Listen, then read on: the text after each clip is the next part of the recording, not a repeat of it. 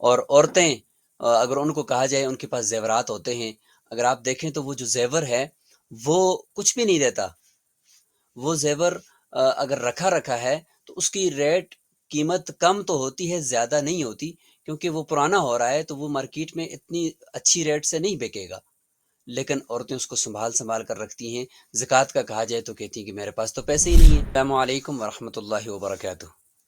معزز ناظرین، آج کی ویڈیو میں ہم زکوٰۃ ادا نہ کرنے کے نقصانات اور قرآن و حدیث میں اس کی جو وعیدات ہیں اس حوالے سے جانیں گے، اور جو لوگ زکوٰۃ سے بچنے کے لیے مال ہونے کے باوجود ہیلے بہانے کرتے ہیں تو ان کے بارے میں دیکھیں گے کہ کیا حکم ہے. زکوٰۃ ادا نہ کرنے کے نقصانات پر اگر نظر دوڑائی جائے تو سب سے پہلا نقصان تو یہ ہوگا کہ بروز قیامت یہی مال وبال جان بن جائے گا. قرآن کی ایک آیت دیکھ لیں، والذین یکنزون الذہب والفضہ ولا ينفقونها فی سبیل اللہ فبشرهم بعذاب علیم. سورہ توبہ کی آیت نمبر 35 اور 36 یہاں ذکر کی گئی ہیں، بلکہ 34 نمبر آیت میں اللہ تعالیٰ فرماتے ہیں کہ جو لوگ سونا چاندی کو ذخیرہ کر کے رکھتے ہیں اور اس کو اللہ کی راہ میں خرچ نہیں کرتے، اسی میں پھر وہ زکوٰۃ بھی تو اللہ کی راہ میں خرچ ہے نا، تو وہ بھی آ جائے گا. تو ان کو دردناک عذاب کی خوشخبری سنا دو. گویا کہ ایک طرح سے ان کے ساتھ بھی ایک استہزاء ہو رہا ہے کہ خوشخبری کی صورت میں ان کو عذاب سنا دو کہ تم اللہ کا حق اس میں سے نہیں دیتے ہو. فبشرہم بعذاب علیم یوم یحمى علیہا فی نار جہنم فتکوی بہا جباہہم وجنوبہم وظہورہم. تو یہی جو سونا چاندی ہے تو اسی کو گرم کر کے جہنم کی آگ میں ان کی پیشانیوں کو، ان کے پہلوؤں کو اور ان کی پیٹھوں کو داغا جائے گا.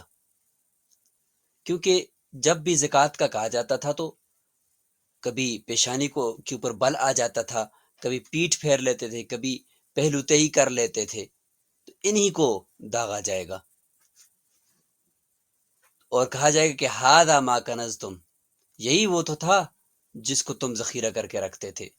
تو اللہ تعالیٰ حفاظت فرمائے. دنیا میں جو مال ہے اس کا 2.5% وہ اللہ تعالیٰ لینا چاہتے ہیں، لیکن اللہ تعالیٰ کو کیا ضرورت. قریب میں جو ہمارے مستحقین ہیں ان کو ہم دیں گے تو صلہ رحمی کا اجر و ثواب الگ ہوگا، رشتہ داروں کو دیں گے تو برادری اور اس میں ایثار کا ثواب الگ ہوگا، اور ساتھ ہی زکوٰۃ ادا کرنے کی فضیلت وہ الگ سے ملے گی.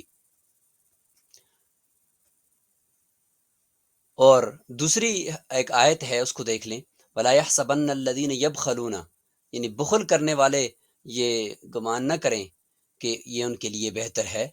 اللہ تعالیٰ ہی نے جو دیا ہے مال میں سے اس کے اندر بخل کرتے ہیں. 97.5 روپے اللہ تعالیٰ کہتے ہیں کہ آپ کہیں 100 میں سے 2.5 روپے وہ میرے ہیں، یعنی میرے غریب اور فقیر کو آپ نے دینے ہیں، اس کا بھی چولہا چل جائے گا، تمہارا کام بھی بن جائے گا. بلکہ فرمایا کہ بل هو شر لهم سیطوقون ما بخلوا به یوم القیامت کے دن ان کے گلے کے توق بنا دیا جائے گا جس مال کو یہ سمیٹ کر رکھ رہے ہیں اور اس کے اندر بخل کر رہے ہیں. زکوٰۃ ادا نہ کرنے کے نقصانات میں دوسرا نقصان ہے بخل، یعنی کنجوسی جیسی جو بری صفت ہے انسان اس سے متصف ہو جاتا ہے. جیسے کہ ایک روایت ہے شعب ایمان میں کہ سخاوت جنت میں ایک درخت ہے، جو سخی ہوا اس نے اس درخت کی شاخ پکڑ لی اور وہ شاخ اسے نہ چھوڑے گی یہاں تک کہ اسے جنت پہ داخل کر دے. اور بخل آگ میں ایک درخت ہے، جو بخیل ہوا اس نے اس شاخ کو پکڑا، وہ اسے نہ چھوڑے گی یہاں تک کہ آگ میں داخل کرے گی. تو کتنی بڑی وعید ہے بخل کی. نمبر 3، مال کی بربادی کا سبب ہے زکوٰۃ ادا نہ کرنا.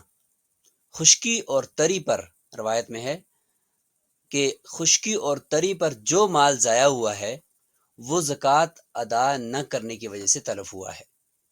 تو آج اگر ہمارے مالوں میں، ہمارے کاروباروں میں اگر ہمیں لاس ہوتا ہے، نقصان ہوتا ہے، تو اس کی ایک وجہ یہ بھی ہوگی کہ ہم اس سے اللہ کا حق شاید ادا نہیں کر رہے۔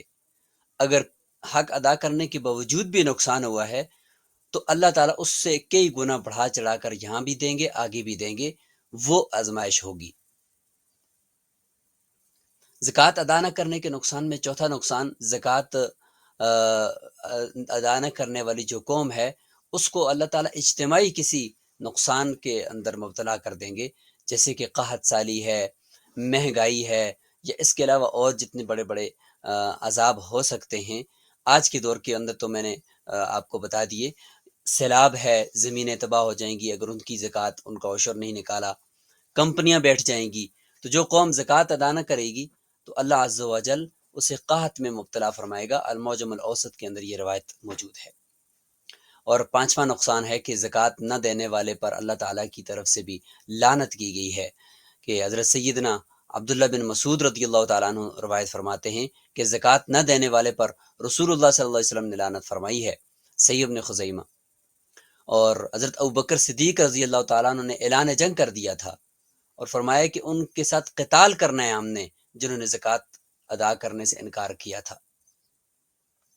زکوٰۃ سے بچنے کے لیے لوگ ہیلے بہانے اختیار کر لیتے ہیں، حالانکہ مال بھی ہوتا ہے اور عین سال پورا ہونے سے پہلے وہ مال اٹھا کر کسی کو دے دیتے ہیں، اور پھر سال کی تاریخ گزرنے کے بعد پھر کبھی لیتے ہیں یا نہیں لیتے، آگے ہیلے بہانے کرتے ہیں کہ بھئی ہمارے پاس تو سال جب پورا ہوا تھا تو مال ہی نہیں تھا۔ اور عورتیں اگر ان کو کہا جائے، ان کے پاس زیورات ہوتے ہیں، اگر آپ دیکھیں تو وہ جو زیور ہے وہ کچھ بھی نہیں دیتا۔ وہ زیور اگر رکھا ہے تو اس کی قیمت کم تو ہوتی ہے، زیادہ نہیں ہوتی، کیونکہ وہ پرانا ہو رہا ہے تو وہ مارکیٹ میں اتنی اچھی ریٹ سے نہیں بکے گا، لیکن عورتیں اس کو سنبھال کر رکھتی ہیں۔ زکوٰۃ کا کہا جائے تو کہتی ہیں کہ میرے پاس تو پیسے ہی نہیں ہیں۔